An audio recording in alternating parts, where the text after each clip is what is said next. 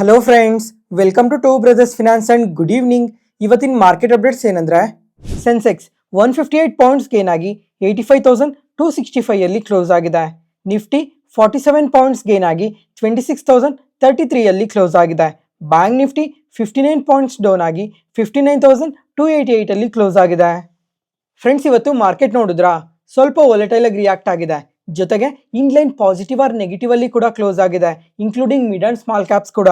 ಮತ್ತೆ ಇವತ್ತು ನಮ್ಮ ಮಾರ್ಕೆಟ್ ಓಪನಿಂಗ್ ಟೈಮ್ ಅಲ್ಲಿ ಪ್ರತಿಯೊಂದು ಇಂಡಿಸಸ್ ಕೂಡ ಸ್ವಲ್ಪ ನೆಗೆಟಿವ್ ಆಗಿ ಓಪನ್ ಆಯ್ತು. ಅದಾದ್ಮೇಲೆ ವಿತಿನ್ 2 ಅವರ್ಸ್ ಅಲ್ಲೇ ನಿಫ್ಟಿ ಆದ್ರೆ ಎಬೋವ್ 150 ಪಾಯಿಂಟ್ಸ್ ಪಾಸಿಟಿವ್ ಆಗಿ ರಿಯಾಕ್ಟ್ ಆಗಿದೆ. ಶುರು ಅಲ್ಲಿ ನಮ್ಮ ಮಾರ್ಕೆಟ್ಸ್ ಈ ತರ ಪಾಸಿಟಿವ್ ಆಗಿ ರಿಯಾಕ್ಟ್ ಆಗೋದಕ್ಕೆ ಏನೇನ್ ರೀಸನ್ಸ್ ಇದಾವೆ ಅಂತ ಚೆಕ್ ಮಾಡ್ಕೊಂಡ್ರೆ, ಮೊದಲನೇದಾಗಿ ಬಂದು ಇಂಡಿಯಾ ಮತ್ತೆ ತೈವಾನ್ ಈ ಎರಡು ಕಂಟ್ರೀಸ್ ಒಂದು MOU ಸೈನ್ ಮಾಡ್ಕೊಂಡಿದ್ದಾರೆ.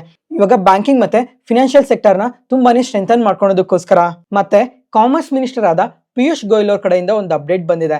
ಈಗ ಇಂಡಿಯಾ ಆದ್ರೆ ತುಂಬಾ ಕಂಟ್ರೀಸ್ ಜೊತೆ ಈ ಫ್ರೀ ಟ್ರೇಡ್ ಅಗ್ರಿಮೆಂಟ್ ಎಲ್ಲ ನಡೆಸ್ತಾ ಇದ್ದಾರೆ. ಅದಕ್ಕೋಸ್ಕರ ಈಗ ಯುರೋಪಿಯನ್ ಯೂನಿಯನ್ ಇಂದ ನಿಯರ್ಲಿ 40 ಡೆಲಿಗೇಟ್ಸ್ ನಮ್ಮ ಇಂಡಿಯಾಗೆ ಬಂದಿದ್ದಾರೆ ಈ ಫ್ರೀ ಟ್ರೇಡ್ ಅಗ್ರಿಮೆಂಟ್ ಮಾತುಕತೆಗೋಸ್ಕರ ಅಂತ ಅಪ್ಡೇಟ್ ಮಾಡಿದ್ದಾರೆ. ಜೊತೆಗೆ ಈಗ ಯುರೋಪಿಯನ್ ಯೂನಿಯನ್ ಅವರಾದ್ರೆ ಡಿಸೆಂಬರ್ ಒಳಗಡೆ ಈ ಟ್ರೇಡ್ ಅಗ್ರಿಮೆಂಟ್ಸ್ ಎಲ್ಲ ಕಂಪ್ಲೀಟ್ ಆಗೋ ತರ ತುಂಬಾನೇ ಪ್ರಯತ್ನ ಪಡ್ತಾ ಇದ್ದಾರೆ ಅಂತ ಕೂಡ ಅಪ್ಡೇಟ್ ಮಾಡಿದ್ದಾರೆ. ಫ್ರೆಂಡ್ಸ್, ಒಂದ್ ವೇಳೆ ಯುರೋಪಿಯನ್ ಯೂನಿಯನ್ ಜೊತೆ ಏನಾದ್ರೂ ಈ ಫ್ರೀ ಟ್ರೇಡ್ ಅಗ್ರಿಮೆಂಟ್ ಕಂಪ್ಲೀಟ್ ಆದ್ರೆ ಅದು ನಮ್ಮ ಇಂಡಿಯಾಗೆ ತುಂಬಾನೇ ಪಾಸಿಟಿವ್ ಆಗುತ್ತೆ. ಜೊತೆಗೆ ಇವಾಗ ರುಪಿ ಏನು ಎಗೇನೆಸ್ಟ್ ಡಾಲರ್ ಕಂಟಿನ್ಯೂಸ್ ಆಗಿ ಫಾಲ್ ಆಗ್ತಾ ಇದೆ. ಒಂದ್ ವೇಳೆ ಟ್ರೇಡ್ ಡೀಲ್ ಏನಾದ್ರೂ ಕಂಪ್ಲೀಟ್ ಆದ್ರೆ ಅವಾಗ ರುಪಿ ಸ್ವಲ್ಪ ಸ್ಟೆಬಿಲೈಸ್ ಆಗೋ ಚಾನ್ಸಸ್ ಕೂಡ ತುಂಬಾನೇ ಜಾಸ್ತಿ ಇರುತ್ತೆ. ಮತ್ತೆ ಅದ್ರ ಜೊತೆಗೆ ಒಂದ್ ವೇಳೆ US ಜೊತೆ ಕೂಡ ಡಿಸೆಂಬರ್ ಒಳಗಡೆನೆ ಈ ಟ್ರೇಡ್ ಡೀಲ್ ಏನಾದ್ರೂ ಕಂಪ್ಲೀಟ್ ಆದ್ರೆ ಈ ರುಪಿ ಕಂಪ್ಲೀಟ್ ಆಗಿ ಸ್ಟೆಬಿಲೈಸ್ ಆಗೋ ಚಾನ್ಸಸ್ ಜಾಸ್ತಿನೇ ಇರುತ್ತೆ. ನೋಡೋಣ ಈ ಎರಡು ಕಂಟ್ರೀಸ್ ಜೊತೆ ಟ್ರೇಡ್ ನೆಗೋಸಿಯೇಷನ್ಸ್ ಕಂಪ್ಲೀಟ್ ಆಗುತ್ತಾ ಇಲ್ವಾ ಅಂತ, ಅದು ಡಿಸೆಂಬರ್ ಒಳಗಡೆ. ಅದಾದ್ಮೇಲೆ ಇವತ್ತಿನ ಮಾರ್ಕೆಟ್ ಟೈಮಲ್ಲಿ ಫಿಚ್ ಅವರು ನಮ್ಮ ಇಂಡಿಯನ್ GDP ಫೋರ್ಕಾಸ್ಟ್ ನ ಮತ್ತೆ ಇನ್ಕ್ರೀಸ್ ಮಾಡಿದ್ದಾರೆ. ಇವಾಗ ಪ್ರೀವಿಯಸ್ ಆಗಿ 6.9% ಅಲ್ಲಿ ಗ್ರೋ ಆಗುತ್ತೆ ಅಂತ ಫೋರ್ಕಾಸ್ಟ್ ಮಾಡಿದ್ರು. ಆದ್ರೆ ಇವಾಗ ಅದನ್ನ ಇನ್ಕ್ರೀಸ್ ಮಾಡ್ತಾ 7.4% ಅಲ್ಲಿ ಗ್ರೋ ಆಗ್ತಾರೆ ಅಂತ ಫೋರ್ಕಾಸ್ಟ್ ಮಾಡಿದ್ದಾರೆ. ಈ ತರ ಮಲ್ಟಿಪಲ್ ರೀಸನ್ಸ್ ಇಂದ ಇವತ್ತು ನಮ್ಮ ಮಾರ್ಕೆಟ್ಸ್ ಸ್ವಲ್ಪ ಪಾಸಿಟಿವ್ ಆಗಿ ರಿಯಾಕ್ಟ್ ಆಗಿರ್ಬೋದು. ಅದಾದ್ಮೇಲೆ ಇವತ್ತು ಮಾರ್ಕೆಟ್ ಸ್ವಲ್ಪ ವೊಲೆಟೈಲ್ ಆಗಿ ರಿಯಾಕ್ಟ್ ಆಗಿದೆ. ಇದಕ್ಕೆ ಮೇನ್ ರೀಸನ್ ಬಂದು ಇವತ್ತು ಸೆನ್ಸೆಕ್ಸ್ ಎಕ್ಸ್ಪೈರಿ ಬೇರೆ, ಅದ್ರ ಜೊತೆಗೆ ನಾಳೆ ಆದ್ರೆ ನಮ್ಮ ಮಾರ್ಕೆಟ್ ಅಲ್ಲಿ ಬಿಗ್ ಈವೆಂಟ್ ಇದೆ. ಈ ತರ ಮಲ್ಟಿಪಲ್ ಡೇಟಾಸ್ ಇಂದ ಇವತ್ತು ಸ್ವಲ್ಪ ಮಾರ್ಕೆಟ್ಸ್ ವೊಲೆಟೈಲ್ ಆಗಿ ರಿಯಾಕ್ಟ್ ಆಗಿರ್ಬೋದು. ಮತ್ತೆ ಫ್ರೆಂಡ್ಸ್, ಈಗ ನಾಳೆ ಒಂದು ಇಂಪಾರ್ಟೆಂಟ್ ಇವೆಂಟ್ ಇದೆ ನಮ್ಮ ಮಾರ್ಕೆಟ್ ಅಲ್ಲಿ, ಅದೇ RBI MPC ಮೀಟಿಂಗ್. ಕರೆಕ್ಟ್ ಆಗಿ 10 ಗಂಟೆ ಟೈಮ್ಗೆ RBI ಗವರ್ನರ್ ಆದ ಸಂಜಯ್ ಮಲ್ಹೋತ್ರಾ ಅವರು ಈ MPC ಮೀಟಿಂಗ್ ಅಲ್ಲಿ ಏನೇನ್ ಔಟ್ಕಮ್ ಬಂದಿದೆ, ಇವಾಗ ಇನ್ಫ್ಲೇಷನ್ ಬಗ್ಗೆ, GDP ಬಗ್ಗೆ ಯಾವ ತರ ಕಮೆಂಟ್ಸ್ ಮಾಡ್ತಾರೆ ಅಂತ ನೋಡ್ಬೇಕಾಗಿರುತ್ತೆ. ಅದ್ರ ಜೊತೆಗೆ ಈ MPC ಮೀಟಿಂಗ್ ಅಲ್ಲಿ ಇವಾಗ ಪ್ರತಿಯೊಬ್ರು ಎಕ್ಸ್ಪೆಕ್ಟ್ ಮಾಡ್ತಾ ಇರೋದೇನೆಂದ್ರೆ 25 ಬೇಸಿಸ್ ಪಾಯಿಂಟ್ಸ್ ರೇಟ್ ಕಟ್ ಮಾಡೇ ಮಾಡ್ತಾರೆ ಅಂತ ಪ್ರತಿಯೊಬ್ರು ಎಕ್ಸ್ಪೆಕ್ಟ್ ಮಾಡ್ತಾ ಇದ್ದಾರೆ. ಅದ್ರ ಜೊತೆಗೆ 80% ಆಫ್ ಎಕನಾಮಿಸ್ಟ್ ಎಲ್ಲ ರೇಟ್ ಕಟ್ ಇದ್ದೇ ಇರುತ್ತೆ ಅಂತ ಎಕ್ಸ್ಪೆಕ್ಟ್ ಮಾಡ್ತಾ ಇದ್ದಾರೆ. ನೋಡೋಣ ನಾಳೆ ಏನಾದ್ರು ರೇಟ್ ಕಟ್ ಮಾಡ್ತಾರಾ ಇಲ್ವಾ ಅಂತ.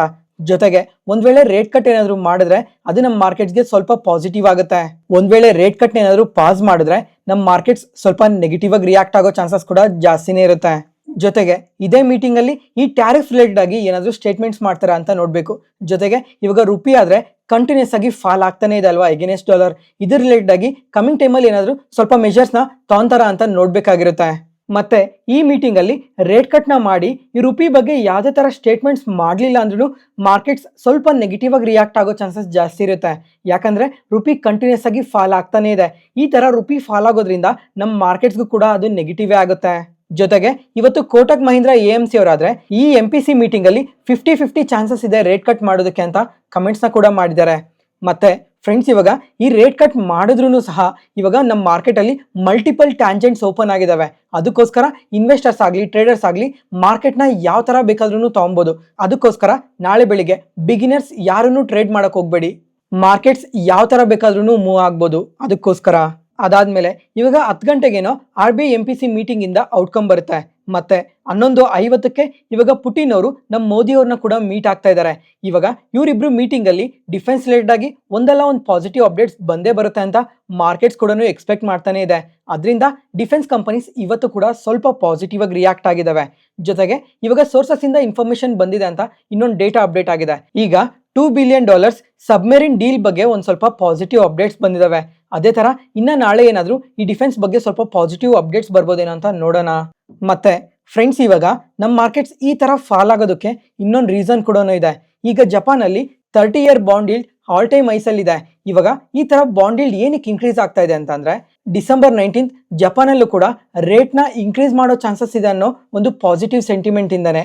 ಮತ್ತೆ ಫ್ರೆಂಡ್ಸ್ ಈಗ ಮತ್ತೆ ರಿಪೀಟ್ ಮಾಡ್ತಾ ಇದ್ದೀನಿ, ಜಪಾನಲ್ಲಿ ಏನಾದರೂ ಇಂಟ್ರೆಸ್ಟ್ ರೇಟ್ನ ಇನ್ಕ್ರೀಸ್ ಮಾಡಿದ್ರೆ ಅದು ಗ್ಲೋಬಲ್ ಮಾರ್ಕೆಟ್ಸ್ಗೆ ನೆಗೆಟಿವ್ ಆಗುತ್ತೆ. ನೋಡೋಣ ಕಮಿಂಗ್ ಟೈಮಲ್ಲಿ ಇದ್ರ ಬಗ್ಗೆ ಯಾವ ಥರ ಡೇಟಾಸ್ ಎಲ್ಲ ಅಪ್ಡೇಟ್ ಆಗುತ್ತೆ ಅಂತ. ಯಾವುದೇ ಪಾಯಿಂಟಲ್ಲಿ ನಾನು ಹೇಳೋ ಇನ್ಫಾರ್ಮೇಷನ್ ನಿಮಗೆ ಯೂಸ್ಫುಲ್ ಅನ್ಸಿದ್ರೆ ಈ ವಿಡಿಯೋನ ಲೈಕ್ ಮಾಡಿ, ನಿಮ್ಮ ಫ್ರೆಂಡ್ಸಲ್ಲಿ ಯಾರಿಗಾದ್ರೂ ಸ್ಟಾಕ್ ಮಾರ್ಕೆಟ್ ಬಗ್ಗೆ ಇಂಟ್ರೆಸ್ಟ್ ಇರೋರಿಗೆ ಈ ವಿಡಿಯೋಸ್ನ ಶೇರ್ ಮಾಡಿ. Next market key updates. First ಇವಾಗ ಮುಕ್ಕೋ ಪ್ರೋಟೀನ್ ಈ ಕಂಪನಿ ಬಗ್ಗೆ ಮಾತಾಡ್ಕೊಳ್ಳೋಣ. ಈ ಕಂಪನಿ ಆದರೆ ಇವತ್ತು ನಮ್ಮ ಮಾರ್ಕೆಟ್ ಓಪನಿಂಗ್ ಟೈಮಲ್ಲೇ ನಿಯರ್ಲಿ 20% ಪಾಸಿಟಿವ್ ಆಗಿ ರಿಯಾಕ್ಟ್ ಆಗಿದೆ. ಫಸ್ಟ್ ಈಗ ಬಿಸ್ನೆಸ್ ಬಗ್ಗೆ ತಿಳ್ಕೊಂಡು ಇವತ್ತು ಏನಕ್ಕೆ ಪಾಸಿಟಿವ್ ಆಗಿ ರಿಯಾಕ್ಟ್ ಆಗಿದೆ ಅಂತ ಮಾತಾಡ್ಕೊಳ್ಳೋಣ. ಇವಾಗ ಬಿಸ್ನೆಸ್ ಬಗ್ಗೆ ನೋಡ್ಕೊಂಡ್ರೆ ಇವರು ಇಂಡಿಯಾದಲ್ಲೇ ಲಾರ್ಜೆಸ್ಟ್ ಫಿಶ್ ಬೇಸ್ಡ್ ಪ್ರೋಟೀನ್ ಪೌಡರ್ನ ಮ್ಯಾನುಫ್ಯಾಕ್ಚರ್ ಮಾಡ್ತಾರೆ. ಇನ್ನು ಸಿಂಪಲ್ ಆಗಿ ಹೇಳ್ಬೇಕು ಅಂದ್ರೆ ಈ ಮೀನ್ ಇರುತ್ತಲ್ಲ, ಮೀನ್ನ ಪ್ರೋಸೆಸ್ ಮಾಡಿ ಅದರಿಂದ ಪ್ರೋಟೀನ್ ಪೌಡರ್ನ ಮ್ಯಾನುಫ್ಯಾಕ್ಚರ್ ಮಾಡ್ತಾರೆ. ಈ ತರ ಪ್ರೋಟೀನ್ ಪೌಡರ್ನ ಮ್ಯಾನುಫ್ಯಾಕ್ಚರ್ ಮಾಡಿ fish farms, shrimp farms, poultry farms ಅಲ್ಲಿ ಅದನ್ನ ಯೂಸ್ ಮಾಡ್ತಾರೆ. ಅದ್ರ ಜೊತೆಗೆ ಇದೇ ಮೀನಿಂದ ಆಯಿಲ್ನ ಕೂಡ ಎಕ್ಸ್ಟ್ರಾಕ್ಟ್ ಮಾಡ್ತಾರೆ. ಈ ಆಯಿಲ್ನೆಲ್ಲ supplements, pharma, cosmetics, feed industries ಈ ತರ ಇಂಡಸ್ಟ್ರೀಸ್ಗೆಲ್ಲ ಇದನ್ನ ಸೆಲ್ ಮಾಡ್ತಾ ಇರ್ತಾರೆ. ಫ್ರೆಂಡ್ಸ್ ಇವಾಗ ಇವರೇನೋ ಕಂಪ್ಲೀಟ್ ಆಗಿ ಈ ಫಿಶ್ ಫೀಡ್ ರಿಲೇಟೆಡ್ ಆಗಿ ವರ್ಕ್ ಮಾಡ್ತಾರಲ್ವಾ, ಜೊತೆಗೆ ಇವರು ತುಂಬಾ ಕಂಟ್ರೀಸ್ಗೆ ಈ ಪ್ರಾಡಕ್ಟ್ಸ್ನ ಕೂಡ ಎಕ್ಸ್ಪೋರ್ಟ್ ಮಾಡ್ತಾ ಇದ್ದಾರೆ. ಯಾವ್ಯಾವ ಕಂಟ್ರೀಸ್ ಅಂತ ಚೆಕ್ ಮಾಡ್ಕೊಂಡ್ರೆ ಇದರಲ್ಲಿ ತುಂಬಾ ಏಷ್ಯನ್ ಕಂಟ್ರೀಸ್ ಎಲ್ಲ ಇದಾವೆ. Bangladesh, Indonesia, Malaysia, Saudi Arabia, south Korea, China, Philippines, Vietnam, Taiwan ಈ ತರ ತುಂಬಾ ಕಂಟ್ರೀಸ್ಗೆ ಇವ್ರ ಪ್ರಾಡಕ್ಟ್ಸ್ನೆಲ್ಲ ಎಕ್ಸ್ಪೋರ್ಟ್ ಮಾಡ್ತಾ ಇರ್ತಾರೆ. ಜೊತೆಗೆ ಬೇರೆ ಬೇರೆ ಕಂಟ್ರೀಸ್ ಅಲ್ಲಿ ಇವ್ರದ್ದು ಸಬ್ಸಿಡರಿ ಕಂಪನಿ ಕೂಡ ಇದೆ. ಮತ್ತೆ ಫ್ರೆಂಡ್ಸ್ ಇವಾಗ ಇವ್ರಿಗೆ ಏನ್ ರೆವಿನ್ಯೂಸ್ ಬರುತ್ತೆ ಅದರಲ್ಲಿ 80% ರೆವಿನ್ಯೂಸ್ ಎಲ್ಲ ಈ ಫಿಶ್ ಮೀಲ್ಸ್ ಇಂದನೇ ಇವ್ರಿಗೆ ಬರುತ್ತೆ. ಮತ್ತೆ ಇವತ್ತು ಏನಕ್ಕೆ ಈ ತರ ಪಾಸಿಟಿವ್ ಆಗಿ ರಿಯಾಕ್ಟ್ ಆಗಿದೆ ಅಂದ್ರೆ ಬ್ಯಾಂಗ್ಳೂರ್ ಸಾಲಿಡ್ ವೇಸ್ಟ್ ಮ್ಯಾನೇಜ್ಮೆಂಟ್ ಇಂದ ಲಾರ್ಜ್ ಕಾಂಟ್ರಾಕ್ಟ್ ಬಂದಿದೆ 474 crores. ಅದನ್ನು ಜಾಯಿಂಟ್ ವೆಂಚರ್ ಅಲ್ಲಿ. ಫ್ರೆಂಡ್ಸ್ ಈಗ ಈ ಕಂಪನಿ ಮಾರ್ಕೆಟ್ ಕ್ಯಾಪ್ ನೋಡ್ಕೊಂಡ್ರೆ ನಿಯರ್ಲಿ 700 crores ಇದೆ. ಇಂಥ ಒಂದು ಚಿಕ್ಕ ಕಂಪನಿಗೆ 474 crores ಲಾರ್ಜ್ ಆರ್ಡರ್ ಬಂದಿದೆ ಅಲ್ವಾ, ಆ ಕಾರಣದಿಂದನೇ ಈ ತರ ಪಾಸಿಟಿವ್ ಆಗಿ ರಿಯಾಕ್ಟ್ ಆಗಿರೋದು. ಅದ್ರ ಜೊತೆಗೆ ಸ್ವಲ್ಪ ಹೊತ್ತಾದ್ಮೇಲೆ ಫಾಲ್ ಆಗಿದೆ ಅಲ್ವಾ, ಇದಕ್ಕೆ ರೀಸನ್ ಬಂದು ಇವಾಗ ಇವರಾದ್ರೆ ಈ ಫಿಶ್ ಮೀಲ್ ರಿಲೇಟೆಡ್ ಆಗಿ ವರ್ಕ್ ಮಾಡ್ತಾ ಇರೋ ಕಂಪನಿ, ಇವ್ರಿಗೆ ಈ ಸಾಲಿಡ್ ವೇಸ್ಟ್ ರಿಲೇಟೆಡ್ ಆಗಿ ಹೊಸ ಆರ್ಡರ್ ಬಂದಿದೆ ಅಲ್ವಾ, ಅಂದ್ರೆ ಇದೊಂಥರ ಹೊಸ ಸೆಗ್ಮೆಂಟ್ಗೆ ಎಂಟರ್ ಆದಂಗೆ. ಅದಕ್ಕೋಸ್ಕರ ಈ ಹೊಸ ಸೆಗ್ಮೆಂಟ್ ಅಲ್ಲಿ ಇವರು ಯಾವ ತರ ಎಕ್ಸಿಕ್ಯೂಟ್ ಮಾಡ್ತಾರೆ, ಕಮಿಂಗ್ ಟೈಮಲ್ಲಿ ಯಾವ ತರ ಗ್ರೋ ಆಗ್ತಾರೆ ಅನ್ನೋ ಒಂದು ಸ್ವಲ್ಪ ಡೌಟ್ ಇಂದ ಫಾಲ್ ಆಗಿರ್ಬೋದು. ಅದ್ರ ಜೊತೆಗೆ ಈ ಕಂಪನಿಯಲ್ಲಿ ಪ್ರಾಫಿಟ್ ಬುಕಿಂಗ್ ಕೂಡ ನಡೆದಿರ್ಬೋದು. ಈ ಎರಡು ರೀಸನ್ಸ್ ಇಂದ ಈ ಕಂಪನಿ ಸ್ವಲ್ಪ ನೆಗೆಟಿವ್ ಆಗಿ ರಿಯಾಕ್ಟ್ ಆಗಿದೆ. ನೋಡೋಣ ಇವಾಗ ಹೊಸ ಸೆಗ್ಮೆಂಟ್ಗೆ ಬಂದಿದ್ದಾರೆ ಅಂದಮೇಲೆ ಕಮಿಂಗ್ ಟೈಮಲ್ಲಿ ಈ ಸೆಗ್ಮೆಂಟ್ ಅಲ್ಲೂ ಈ ವೇಸ್ಟ್ ಮ್ಯಾನೇಜ್ಮೆಂಟ್ ರಿಲೇಟೆಡ್ ಆಗಿ ಕಮಿಂಗ್ ಟೈಮಲ್ಲಿ ಇನ್ನ ಏನಾದರೂ ಆರ್ಡರ್ಸ್ ಬರ್ತಾವ ಅಂತ. ನೆಕ್ಸ್ಟ್ ಅದಾದ್ಮೇಲೆ ರಿಲಯನ್ಸ್ ಇಂಡಸ್ಟ್ರೀಸ್ ಈ ಕಂಪನಿ ಆದ್ರೆ ಇವತ್ತು ಇಂಟರ್ಡೇ ಸೆಷನ್ ಅಲ್ಲಿ ಎಬೋ 1% ಪಾಸಿಟಿವ್ ಆಗಿ ರಿಯಾಕ್ಟ್ ಆಗಿದೆ. ಯಾಕಂದ್ರೆ ಈ ಕಂಪನಿ ಪರವಾಗಿ ತುಂಬಾನೇ ಪಾಸಿಟಿವ್ ಅಪ್ಡೇಟ್ಸ್ ಬಂದಿದಾವೆ, ಅದರಿಂದನೇ ಈ ತರ ಪಾಸಿಟಿವ್ ಆಗಿ ರಿಯಾಕ್ಟ್ ಆಗಿರೋದು. ಅದರಲ್ಲಿ ಮೊದಲನೇದಾಗಿ ಬಂದ್ರೆ ಫ್ರೆಂಡ್ಸ್ ಇವಾಗ ಲಾಸ್ಟ್ 1 month ಇಂದ ಈ ರಿಲಯನ್ಸ್ ಇಂಡಸ್ಟ್ರೀಸ್ ಬಗ್ಗೆ ತುಂಬಾನೇ ಅನಲಿಸ್ಟ್ ಎಲ್ಲ ಈ ಕಂಪನಿಗೆ ಬೈ ರೇಟಿಂಗ್ ನ ಕೊಡ್ತಾನೆ ಬರ್ತಾ ಇದ್ದಾರೆ. ಎಕ್ಸಾಂಪಲ್ ಇವಾಗ Jefferies, Morgan Stanley, JP Morgan, Motilal Oswal ಈ ತರ ತುಂಬಾನೇ ಅನಲಿಸ್ಟ್ ಎಲ್ಲ ಈ ಕಂಪನಿಗೆ ಬೈ ರೇಟಿಂಗ್ ನ ಕೊಡ್ತಾನೆ ಬರ್ತಾ ಇದ್ದಾರೆ. ಮತ್ತೆ ಇವತ್ತಾದ್ರೆ ಸಿಟಿ ಅವರು 1 month ಬ್ಯಾಕ್ ಸಹ ತುಂಬಾ ಪಾಸಿಟಿವ್ ರೇಟಿಂಗ್ ನ ಕೊಟ್ಟಿದ್ರು. ಅದ್ರ ಜೊತೆಗೆ ಇವತ್ತಾದ್ರೆ ಮತ್ತೆ ರೀ ರೇಟಿಂಗ್ ನ ಕೊಟ್ಟಿದ್ದಾರೆ. ಈಗ ಈ ರಿಲಯನ್ಸ್ ಇಂಡಸ್ಟ್ರೀಸ್ಗೆ ಮತ್ತೆ ಬೈ ರೇಟಿಂಗ್ ನ ಕೊಟ್ಟು target price 1805 rupees per share ಅಂತ ಹೇಳಿದ್ದಾರೆ. ಅಂದ್ರೆ 17% ಅಪ್ಸೈಡ್ ಪೊಟೆನ್ಷಿಯಲ್ ಇದೆ ಅಂತ ಹೇಳ್ತಾ ಇರೋದು. ಇದುವರೆಗೂ ಇಷ್ಟು ಪಾಸಿಟಿವ್ ರೇಟಿಂಗ್ ಯಾವ ಅನಲಿಸ್ಟ್ನು ಕೊಟ್ಟಿರಲಿಲ್ಲ, ಅಷ್ಟು ಪಾಸಿಟಿವ್ ರೇಟಿಂಗ್ ನ ಕೊಟ್ಟಿದ್ದಾರೆ. ಯಾಕಂದ್ರೆ ಜಿಯೋ ವ್ಯಾಲ್ಯೂಯೇಷನ್ಸ್ ತುಂಬಾ ಅಟ್ರಾಕ್ಟಿವ್ ಆಗಿದೆ ಅಂತ ಪಾಸಿಟಿವ್ ಕಮೆಂಟ್ಸ್ ಮಾಡಿದ್ದಾರೆ. ಅದರಿಂದ ಈ ತರ ಪಾಸಿಟಿವ್ ಆಗಿ ರಿಯಾಕ್ಟ್ ಆಗಿರ್ಬೋದು. ಅದಾದ್ಮೇಲೆ ಇನ್ನೊಂದು ಮೈನ್ ರೀಸನ್ ಕೂಡ ಇದೆ. ಏನಂದ್ರೆ ಫ್ರೆಂಡ್ಸ್ ಇವಾಗ ನಮ್ಮ ಇಂಡಿಯಾದಲ್ಲಿ ಪ್ರತಿ ವರ್ಷ IPL ನಡೆಯುತ್ತೆ. ಈ IPL ಅಲ್ಲಿ ಮುಂಬೈ ಇಂಡಿಯನ್ಸ್ ಟೀಮ್ ಯಾರ್ದು ಅಂತ ಚೆಕ್ ಮಾಡಿದ್ರೆ ಅದು ರಿಲಯನ್ಸ್ ಇಂಡಸ್ಟ್ರೀಸ್ ಅವ್ರದೇ ಆಗಿರುತ್ತೆ. ಅದಕ್ಕೋಸ್ಕರ ರಿಲಯನ್ಸ್ ಅವ್ರಿಗೆ ಇನ್ನೊಂದು ಸಬ್ಸಿಡರಿ ಕಂಪನಿ ಕೂಡ ಇದೆ, ಅದೇ ರಿಲಯನ್ಸ್ ಸ್ಟ್ರಾಟಜಿಕ್ ಬಿಸ್ನೆಸ್ ವೆಂಚರ್ ಅಂತ. ಇವರಾದ್ರೆ ಸರಿ ಕೌಂಟಿ ಕ್ರಿಕೆಟ್ ಕ್ಲಬ್ ಜೊತೆ ಒಂದು ಪಾರ್ಟ್ನರ್ಶಿಪ್ ಮಾಡ್ಕೊಂಡಿದ್ದಾರೆ. ಏನಕ್ಕಂದ್ರೆ ಓವೆಲ್ ಇನ್ವಿನ್ಸಿಬಲ್ ಟೀಮ್ ಅಲ್ಲಿ 49% ಸ್ಟೇಕ್ನ ಬೈ ಮಾಡಿದ್ದಾರೆ. ಈ ಸ್ಟೇಕ್ನ ಬೈ ಮಾಡೋದಕ್ಕೋಸ್ಕರನೇ 650 ಕೋಟಿ ಖರ್ಚು ಮಾಡಿದ್ದಾರೆ. ಮತ್ತೆ ಈ ಓವೆಲ್ ಇನ್ವಿನ್ಸಿಬಲ್ ಟೀಮ್ ಏನಿದೆ ಇದನ್ನ ರೀಬ್ರ್ಯಾಂಡ್ ಕೂಡ ಮಾಡ್ತೀವಿ 2026 ಅಲ್ಲಿ ಅಂತ ಅಪ್ಡೇಟ್ ಮಾಡಿದ್ದಾರೆ. ಹೆಸರನ್ನ ಏನಂತ ಚೇಂಜ್ ಮಾಡ್ತಾರೆ ಅಂತ ಅಂದ್ರೆ MI ಲಂಡನ್ ಅಂತ ಚೇಂಜ್ ಮಾಡ್ತೀವಿ ಅಂತ ಹೇಳಿದ್ದಾರೆ. ಮತ್ತೆ ಫ್ರೆಂಡ್ಸ್ ಇವಾಗ ಇಂಡಿಯಾದಲ್ಲಿ ಈ ಮುಂಬೈ ಇಂಡಿಯನ್ಸ್ ಅಂತ ಫ್ರಾಂಚೈಸಿ ಏನಿದೆ, ಬರೀ ಇದು ನಮ್ಮ ಇಂಡಿಯಾದಲ್ಲಿ ಮಾತ್ರನೇ ಅಲ್ಲ, ತುಂಬಾನೇ ಕಂಟ್ರೀಸ್ ಅಲ್ಲಿ ಈ MI ಬ್ರ್ಯಾಂಡ್ ಅಂಡರ್ ಅಲ್ಲಿ ತುಂಬಾ ಫ್ರಾಂಚೈಸೀಸ್ನ ಹೋಲ್ಡ್ ಮಾಡ್ತಾನೆ ಬರ್ತಾ ಇದ್ದಾರೆ. ಯಾವ್ಯಾವ ಕಂಟ್ರೀಸ್ ಅಲ್ಲಿ ಅಂತ ನೋಡ್ಕೊಂಡ್ರೆ south Africa, UAE, USA, UK ಈ ತರ ತುಂಬಾನೇ ಕಂಟ್ರೀಸ್ ಅಲ್ಲಿ MI ಬ್ರ್ಯಾಂಡ್ ಪ್ರೆಸೆನ್ಸ್ ಇದೆ. ಮತ್ತೆ ಫ್ರೆಂಡ್ಸ್, ಇವತ್ತು ನಮ್ಮ ಮಾರ್ಕೆಟ್ ಟೈಮಲ್ಲಿ ಬ್ಲೂಮ್ಬರ್ಗಿಂದ ಒಂದು ಅಪ್ಡೇಟ್ ಬಂದಿದೆ. ಇವಾಗ ಜಿಯೋ ಐ ಪಿ ಒ ಬಗ್ಗೆ ಲಾಸ್ಟ್ 2 years ಇಂದ ಕೂಡ ಮಾತಾಡ್ಕೊಂತಾನೆ ಬರ್ತಾ ಇದೀವಲ್ವಾ. ಈ ಜಿಯೋ ಐ ಪಿ ಒಗೋಸ್ಕರ ಇವಾಗ DRHP ಮೇಲೆ ವರ್ಕ್ ಮಾಡ್ತಾ ಇದ್ದಾರೆ ಅಂತ ಅಪ್ಡೇಟ್ ಮಾಡಿದ್ದಾರೆ. ಓವರ್ ಆಲ್ ಈ ಎಲ್ಲಾ ತರ ರೀಸನ್ಸ್ ಇಂದ ಇವತ್ತು ರಿಲಯನ್ಸ್ ಇಂಡಸ್ಟ್ರೀಸ್ ಈ ತರ ಪಾಸಿಟಿವ್ ಆಗಿ ರಿಯಾಕ್ಟ್ ಆಗಿದೆ. ನೆಕ್ಸ್ಟ್ ಅದಾದ್ಮೇಲೆ ಫ್ರೆಂಡ್ಸ್, ಈಗ FIS ಆದ್ರೆ ನಮ್ಮ ಮಾರ್ಕೆಟ್ ಇಂದ ಕಂಟಿನ್ಯೂಸ್ ಆಗಿ ಸೆಲ್ ಮಾಡ್ತಾನೆ ಹೋಗ್ತಾ ಇದ್ದಾರೆ. ಈಗ ಡಿಸೆಂಬರ್ ಅಲ್ಲಿ ಇನ್ನ 3 ಡೇಸೇ ಕಂಪ್ಲೀಟ್ ಆಗಿದೆ. ಈ 3 ಡೇಸ್ ಅಲ್ಲೇನೆ 8,000 ಕೋಟಿ ನಮ್ಮ ಮಾರ್ಕೆಟ್ ಇಂದ ಸೆಲ್ ಮಾಡಿದ್ದಾರೆ. ಅದ್ರ ಜೊತೆಗೆ ಹಿಂದಿನ ತಿಂಗಳಾದ್ರೆ 17,000 ಕೋಟಿ, ಅದರಿಂದ ತಿಂಗಳು 2,000 ಕೋಟಿ, ಸೆಪ್ಟೆಂಬರ್ ಅಲ್ಲಿ 35,000 ಕೋಟಿ, ಆಗಸ್ಟ್ ಅಲ್ಲಿ 46,000 ಕೋಟಿ, ಜುಲೈಯಲ್ಲಿ 47,000 ಕೋಟಿ. ಈ ತರ ಪ್ರತಿ ಒಂದು ತಿಂಗಳಲ್ಲಿ ನೋಡಿದ್ರು ತುಂಬಾನೇ ಸೆಲ್ ಮಾಡ್ತಾನೆ ಇದ್ದಾರೆ. ಅದರಿಂದ ನಮ್ಮ ರುಪಿ ಕೂಡ ಕಂಟಿನ್ಯೂಸ್ ಆಗಿ ವೀಕ್ ಆಗ್ತಾನೆ ಇದೆ. ಜೊತೆಗೆ ಈ ಟ್ಯಾರಿಫ್ ಟೆನ್ಷನ್ಸ್ ಬೇರೆ. ಓವರ್ ಆಲ್ ಈ ಎಲ್ಲಾ ರೀಸನ್ಸ್ ಇಂದ ರುಪಿ ಆದ್ರೆ ಕಂಟಿನ್ಯೂಸ್ ಆಗಿ ಫಾಲ್ ಆಗ್ತಾನೆ ಇದೆ. ಮತ್ತೆ ಫ್ರೆಂಡ್ಸ್, ಇವಾಗ FIS ಈ ತರ ಸೆಲ್ ಮಾಡಿದ್ರು ಸಹ ಸ್ವಲ್ಪ ದುಡ್ಡು ಮಾತ್ರ FIS ನಮ್ಮ ಮಾರ್ಕೆಟ್ ಒಳಗಡೆ ಇನ್ವೆಸ್ಟ್ ಮಾಡ್ತಾನೆ ಇದ್ದಾರೆ. ಒಂದ್ಸಲ ಈ ಇಮೇಜ್ ನ ನೋಡಿ, ನವೆಂಬರ್ ಮಂತ್ ಅಲ್ಲಿ ಯಾವ್ಯಾವ ಸೆಕ್ಟರ್ಸ್ ಅಲ್ಲಿ ಎಷ್ಟು ಇನ್ವೆಸ್ಟ್ ಮಾಡಿದ್ದಾರೆ ಮತ್ತೆ ಯಾವ್ಯಾವ ಸೆಕ್ಟರ್ಸ್ ಇಂದ ಎಷ್ಟು ಸೆಲ್ ಮಾಡಿದ್ದಾರೆ ಅಂತ ಇಲ್ಲೇ ಕ್ಲಿಯರ್ ಆಗಿ ನೋಡ್ಬೋದು. ಅದನ್ನು ನವೆಂಬರ್ ಫಸ್ಟ್ ಹಾಫ್ ಅಲ್ಲಿ ಎಲ್ಲಿ ಇನ್ವೆಸ್ಟ್ ಮಾಡಿದ್ದಾರೆ, ನವೆಂಬರ್ ಸೆಕೆಂಡ್ ಹಾಫ್ ಅಲ್ಲಿ ಎಲ್ಲಿ ಇನ್ವೆಸ್ಟ್ ಮಾಡಿದ್ದಾರೆ ಅಂತ ಕೂಡ ನಿಮ್ಗೆ ಕ್ಲಿಯರ್ ಡೇಟಾ ಸಿಗುತ್ತೆ ಇಲ್ಲಿ. ಇವಾಗ ಮೋಸ್ಟ್ ಆಫ್ ದ ಸೆಕ್ಟರ್ಸ್ ಅಲ್ಲೆಲ್ಲ ನವೆಂಬರ್ ಅಲ್ಲಿ ಕಂಟಿನ್ಯೂಸ್ ಆಗಿ ಸೆಲ್ ಮಾಡ್ತಾನೆ ಬರ್ತಾ ಇದ್ದಾರೆ. ಅದರಲ್ಲಿ FMCG, ಆಟೋಮೊಬೈಲ್, ಫಿನಾನ್ಷಿಯಲ್ಸ್, ಕನ್ಸ್ಯೂಮರ್ ಈ ತರ ಪ್ರತಿಯೊಂದು ಸೆಕ್ಟರ್ ಅಲ್ಲೂ ಸೆಲ್ ಮಾಡಿದ್ದಾರೆ. ಅದೇ ಕಂಟಿನ್ಯೂಸ್ ಆಗಿ ಯಾವ ಸೆಕ್ಟರ್ಸ್ ಅಲ್ಲಿ ಇನ್ಫ್ಲೋಸ್ ಬರ್ತಾ ಇದೆ ಅಂತ ನೋಡ್ಕೊಂಡ್ರೆ, ಮೊದಲನೇದಾಗಿ telecommunication, oil and gas, capital goods, consumer durables, health care. ಈ 5 ಸೆಕ್ಟರ್ಸ್ ಅಲ್ಲಿ ಕಾನ್ಸ್ಟೆಂಟ್ ಆಗಿ FIS ಆದ್ರೆ ಇನ್ವೆಸ್ಟ್ ಮಾಡ್ತಾನೆ ಇದ್ದಾರೆ. ಮತ್ತೆ ಫ್ರೆಂಡ್ಸ್, ಈಗ ಈ ರಿಯಾಲಿಟಿ ಸೆಕ್ಟರ್ ಬಗ್ಗೆ ಇನ್ನೊಂದು ಡೇಟಾ ಕೂಡ ಇದೆ. ಇವಾಗ FIS ಆದ್ರೆ ನವೆಂಬರ್ ಮಂತ್ ಅಲ್ಲಿ ನಿಯರ್ಲಿ 1,000 crores ಈ ರಿಯಾಲಿಟಿ ಸೆಕ್ಟರ್ ಇಂದ ಸೆಲ್ ಮಾಡಿದ್ದಾರೆ. ಜೊತೆಗೆ ಇವಾಗ ಬ್ಲೂಮ್ಬರ್ಗ್ ಅವರು ಇನ್ನೊಂದು ಡೇಟಾ ಕೂಡ ಅಪ್ಡೇಟ್ ಮಾಡಿದ್ದಾರೆ. ಏನಂದ್ರೆ ಲಾಸ್ಟ್ 5 years ಅಲ್ಲಿ ಈ ರಿಯಾಲಿಟಿ ಸ್ಟಾಕ್ಸ್ ಎಲ್ಲ 5 years ಆವರೇಜ್ PE ಗಿನ ತುಂಬಾನೇ ಕಮ್ಮಿಯಲ್ಲಿ ಟ್ರೇಡ್ ಆಗ್ತಾ ಇದಾವೆ ಅಂತ ಅಪ್ಡೇಟ್ ಮಾಡಿದ್ದಾರೆ. ಇವಾಗ ಒಂದ್ಸಲ ಈ ಇಮೇಜ್ ನ ನೋಡಿ, ಕ್ಲಿಯರ್ ಆಗಿ ಗೊತ್ತಾಗುತ್ತೆ. ಲಾಸ್ಟ್ 5 years ಅಲ್ಲಿ ಈ ಕಂಪನೀಸ್ ಎಲ್ಲ ಯಾವ PE ಮಲ್ಟಿಪಲ್ ಅಲ್ಲಿ ಟ್ರೇಡ್ ಆಗ್ತಾ ಇದ್ವು, ಆದ್ರೆ ಇವಾಗ ಯಾವ PE ಮಲ್ಟಿಪಲ್ ಅಲ್ಲಿ ಟ್ರೇಡ್ ಆಗ್ತಾ ಇವೆ ಅಂತ ಕ್ಲಿಯರ್ ಆಗಿ ಗೊತ್ತಾಗುತ್ತೆ.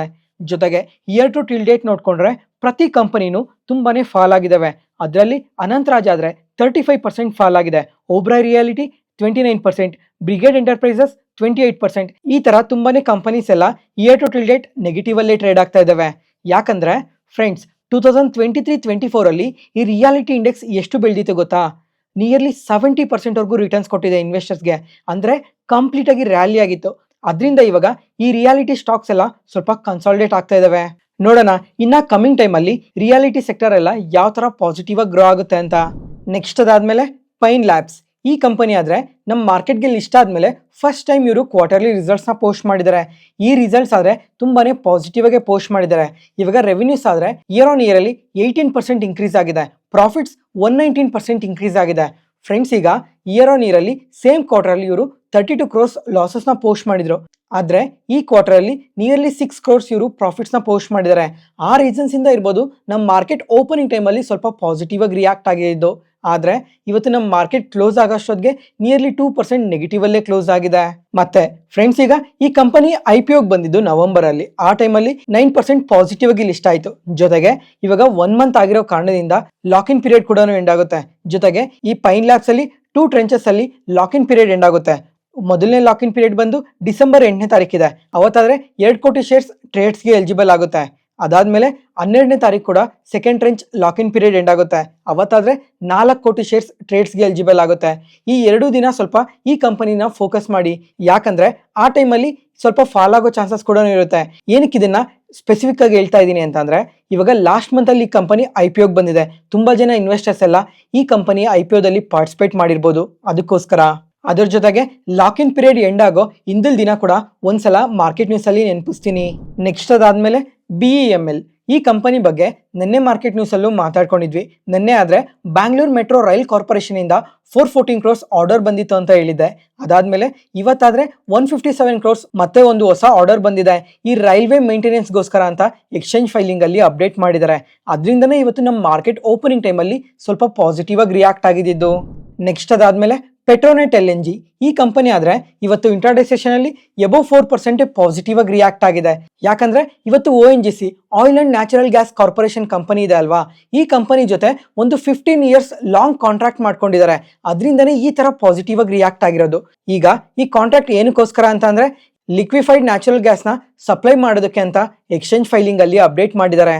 ಫ್ರೆಂಡ್ಸ್, ಈಗ ಈ ONGC ಒಂದು PSU ಕಂಪನಿ. ಈ ತರ PSU ಕಂಪನಿಯಿಂದ 15 ಇಯರ್ಸ್ ಕಾಂಟ್ರಾಕ್ಟ್ ಬಂದಿದೆ ಅಂತಂದ್ರೆ ಈ ಪೆಟ್ರೋನೆಟ್ LNG ಅವ್ರಿಗೆ ಅದೊಂದು ಕಾನ್ಸ್ಟೆಂಟ್ ಆಗಿ ರೆವಿನ್ಯೂಸ್ ಬರುತ್ತೆ, ಕಾನ್ಸ್ಟೆಂಟ್ ಆಗಿ ಕ್ಯಾಶ್ ನ ಜನರೇಟ್ ಮಾಡ್ಬೋದು ಅನ್ನೋ ಒಂದು ಪಾಸಿಟಿವ್ ಸೆಂಟಿಮೆಂಟ್ ಇಂದಾನೆ ಈ ತರ ಪಾಸಿಟಿವ್ ಆಗಿ ರಿಯಾಕ್ಟ್ ಆಗಿರೋದು.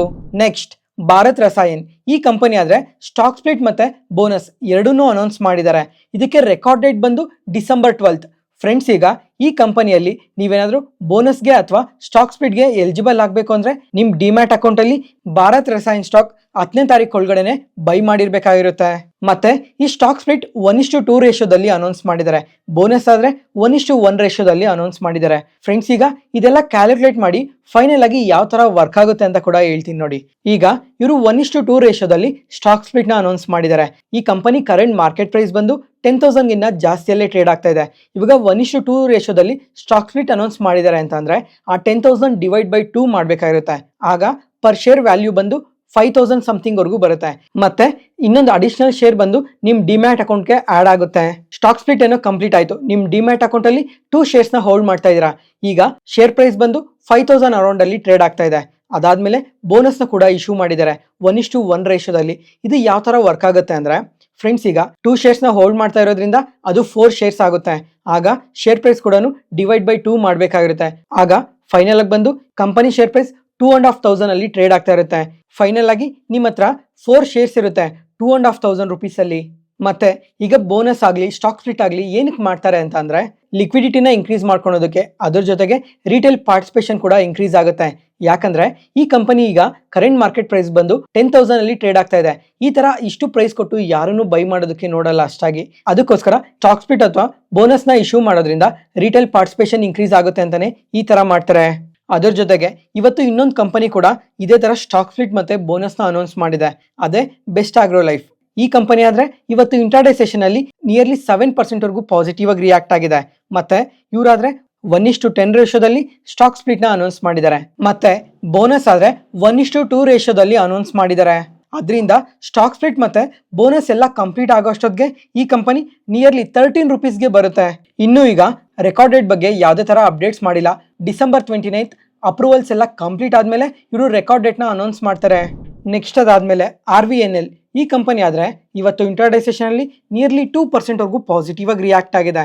ಯಾಕಂದ್ರೆ ಸೌತ್ ರೈಲ್ವೇಸ್ ಇಂದ ಇವ್ರಿಗೆ 145 crores ಆರ್ಡರ್ ಬಂದಿದೆ.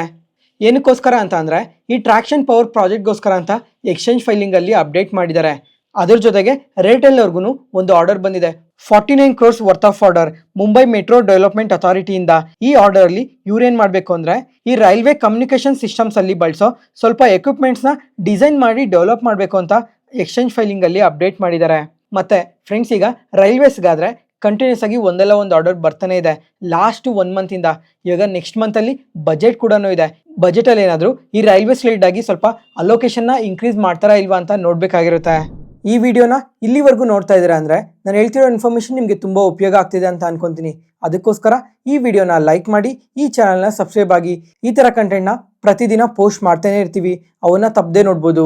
Thank you.